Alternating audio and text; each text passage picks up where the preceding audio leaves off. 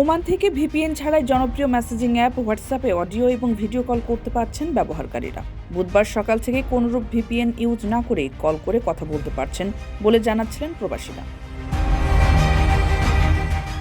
Muscat থেকে এক প্রবাসী জানিয়েছেন, বুধবার বিকেলে তিনি তার বন্ধুর সঙ্গে ভিপিএন ছাড়াই কথা বলেছেন। আরও অনেকেই বাধাহীনভাবে হোয়াটসঅ্যাপ কলের অভিজ্ঞতা জানিয়েছেন। তবে ওমানের টেলিকম রেগুলেটরি কর্তৃপক্ষ আনুষ্ঠানিকভাবে এই বিষয়ে কিছুই জানায়নি।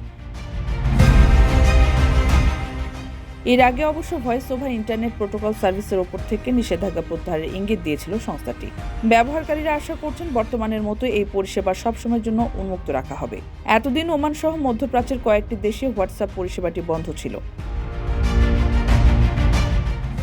কারণ হিসেবে উল্লেখ করা হয়েছে, ইন্টারনেট কলিংয়ের ফলে স্থানীয় টেলিকম কোম্পানিগুলোর ব্যাপক মাত্রায় আর্থিক ক্ষতি গুনতে হয়। ফলে এসব প্রতিষ্ঠানের আবেদনের প্রেক্ষিতে একাধিক মেসেজিং অ্যাপ্লিকেশনের উপরে বিধিনিষেধ আরোপ করা হয়। যদিও বাসিন্দারা ভিপিএন ব্যবহার করে এগুলোর সুবিধা নিতে পারতেন, তবে এখন আর সেই ঝামেলাতেও যেতে হচ্ছে না। কারো কাছে স্বপ্ন পূরণ, কারো আনন্দের উপলক্ষ, আবার কারো জীবন পাল্টে দেওয়ার মুহূর্ত, কখনো জীবন বাঁচাতে সর্বোচ্চ গতিতে উড়ে চলা, কারো আবেগের শেষ মুহূর্ত, আপনজনের শেষ বিদায়ে শামিল হওয়া। এমন সব ইচ্ছে পূরণে সর্বনিম্ন ভাড়ায় দ্রুতগতির বাহন প্রবাসী হেলিকপ্টার। আপনার প্রয়োজনে যোগাযোগ করুন আমাদের হটলাইনে।